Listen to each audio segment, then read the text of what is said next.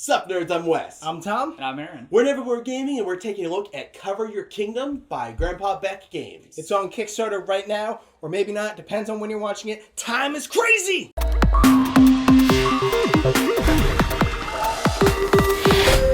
Cover Your Kingdoms is a set collecting, take that style party game where you're going to be collecting creatures, putting them into your kingdom, and then covering them up so that you can keep other players from stealing them from you. This is actually a pseudo-retheming of a game that Grandpa Beck did a while ago called Cover Your Assets, but that game was about, like, sports cars and baseball, like, stuff that no one actually cares about. But this is reset in, like, a punny fantasy mythical kingdom where you've got, like, Volk Ents and Leprechaun Men and...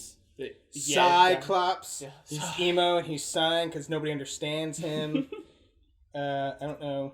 He's bragging about all the money. Oh, she's bragging about all of the money that she has. It's puns, and so it's not good, but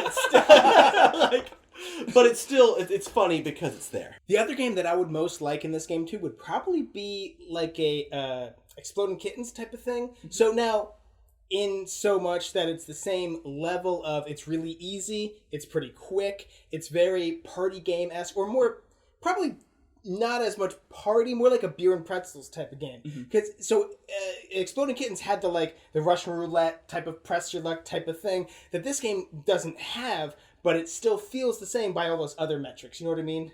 Just on that level of it's the same easiness, but fun. Right. Messing with that. Both of those games you could bring to a bar. This doesn't take up that much of a footprint. We artificially did this. And it's definitely super cutthroat. Take that. The game really encourages interaction because a lot of times, half of what you want to do is, steal from other players and they're going to try to defend, and then you've got a plan to, take back, but you're limited to what's in your hand. And so, we talked about how in Villainous, there was the, little token that bounces around to defend people so that you can't, gang up on one person. That wouldn't work in this game because you're so limited to, what's in your hand that, a lot of times, the only person I can attack is Aaron right now. But it really encourages just kind of that, ruthless, cutthroat, I just want to steal your stuff. Well, and also because stealing is such a big portion of the game, we were talking about that, in Villainous, if somebody, let's say the only person, well, first of all, there's not I couldn't attack Aaron if I wanted to because I don't have the cards to attack him, so I'm going to attack Wes. But even if, let's say that were the case in Villainous, I can't attack Aaron or whatever, you still have a lot of other options. And here, so much of the game is attacking. It's almost to the point where, I'll play a set of cards out and be like, hey, look what I got. Oh, shit, they're probably going to take it. Damn it! There's definitely a choice you have to make where you have a set of 2 cards. You're I could either play it, or I could use one to try and steal from you, and then you're going to block with it. And then, luckily, I had that second one that I can use to make sure I was able to steal from you. Which is a big thing, because if you go to steal from somebody and they can defend it and then you don't have anything to back it up, you only helped them. Because now they're adding 2 more cards to that pile, not even on their turn. So they're taking your turn to get them self-points. Yes, but now they have a bigger target. Yeah. Because the they next need person's to... going to target. Right, so they need to cover that asset. Sorry, that kingdom. Ho! Jokes about the name. But I do like that everyone always draws back up, so you don't feel like you're being... if you are being ganged up on, you feel like you can replenish your defenses at least. Yeah. If Wes attacks me and then Tom attacks me, at least I had some chance to catch back up, or hopefully I have cards in my hands that match the cards on top of my decks. Yeah, I actually missed that rule at first. So for the first round, because it wasn't that long before I was like, oh, okay, that makes a lot more sense. But I was like, oh man, I just have nothing until it comes back to my turn. No, you draw up at the start of every turn. I was like, I'm done. I also really like the fact that you have 2 actions every turn, because one of your actions is discard and draw, trying to cycle to get something to do something. So if you're I can't do anything, all I'm doing is drawing 1, and you may have turns where all you're doing is drawing. But odds are, with that discard and draw, hopefully you'll get something to do something with. Yeah, because either you get... Because, there's a lot of options out there. Either you get a pair in your hand, something to add to what you have, or something to steal. Or you drew what you just discarded, and then you can attract him from the discard pile. Right, because... So every time you... Even doing... So seems like there's no real action that's just like a solid. I don't know how to say this. It's just solid. I did that, and it's not opening up the door to anything else. Every action you do has the potential to then help another player or have a player mess with your thing. Because like even that, what you just said, discard and draw. Well, when you add to the discard pile, anybody else can just go, ooh, that's sitting right there, that Leprechaun Man. I have a Leprechaun Man in my hand. Hey, I'm going to play this Leprechaun Man. This guy jumps in. You're boom. gonna con him into your kingdom. Well, how? Like, hey, you're a leprechaun, I'm a leprechaun. You'd be like, this is a lady leprechaun, man. Come join. I don't know. Shut up. Like Bugs Bunny.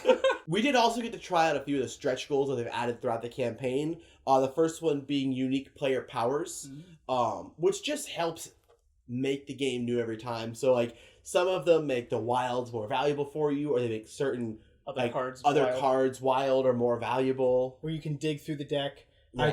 I could dig through the top 3 and rearrange, because if you're drawing at the start of every turn, so then you get to do, alter what you're going to draw into your hand and what your opponent's going to get. Yeah, or they're like protecting you for some of the ability cards, because some of those ability cards are like ruthless. It sucks to get hit with a skip a turn. Yeah, and you also had the one where the pigs were worth double the amount of points. So like. Yeah. Getting more points at the end of the game, it kind of gives you just a strategy to aim towards. Yeah, it also incentivizes you. If I'm trying to figure out, like, what am I stealing from somebody, or what is somebody going to use their wilds to defend against me, they know that those pigs are worth more for me, so you're going to fight harder to keep me from getting them. The other stretch goal that we got a little taste of that actually hasn't been announced yet, depending on you're watching this, is the constellations, which are little markers that you put at the top of your sheet that mark that you've collected that type of set. So there's, one for the Bragons and the Yeti, and, every one of them's up there. So it gives you a goal to try and collect everything at least once. And once you've collected it, you're going to, get a marker there, and it's worth points at the end of the game, and you can't lose the marker once you've gotten it. Yeah, so even if I steal the Bragons from you, you've had Bragons in your kingdom, you've seen that constellation. Yeah. That gives you bonus points, if you collect all of the valley or plains, or all of the mountains, or if you collect all of them total, then you get even more bonus points. Even if you don't get all of the valley or all of the plains, but you get both of the wild types that could go in either or types. Yeah, those are also points. So so it's 3 different sets, and then if you get all of them, you get like a lot of points. So it's it is an interesting thing to add. It definitely makes the game more strategic in a larger player count. In a smaller player count, it's more likely that you're going to get a lot of them, so it isn't like as hard. It isn't as hard of a thing to do. But in a larger player count, it becomes like you may want to put this 15-pointer down, even though you're really confident it's going to get stolen. But who cares? I'm going to get the token for it anyways. It also helps direct who you're attacking, because like if I hate Tom, and so I just want to take all Tom's cards away from him, but Aaron has a set that, it may be worth less points, but it'll get me this bonus that could get me an extra 50 points. So I'm going to attack Aaron right now, even though I want to attack Tom, but because of I'd probably forgo the points and attack Tom anyway. But so, you look at the constellations for guidance, and now you have some guidance right there saying, hey, steal those cards. Overall, this is a fun, light little game that, you can easily teach it to your friends, your family. Tom's mom. Yeah, Tom's mom. This is why we sent you to Orlando. You can use it for magic tricks, I guess. What else does it do? We definitely had a great time playing Cover Your Kingdoms, and we really think that you will too, which is why you should check out the link in the description box down below and back this game on Kickstarter. Seriously, if you're a fan of Exploding Kittens, again, I know it's not the exact same game, but it's the same type of thing. Really, bring it to a bar, bring it to your mom's house, bring it to Aaron's mom's house, link down below, get this game. Either way, you should subscribe to our channel so you'll never be bored.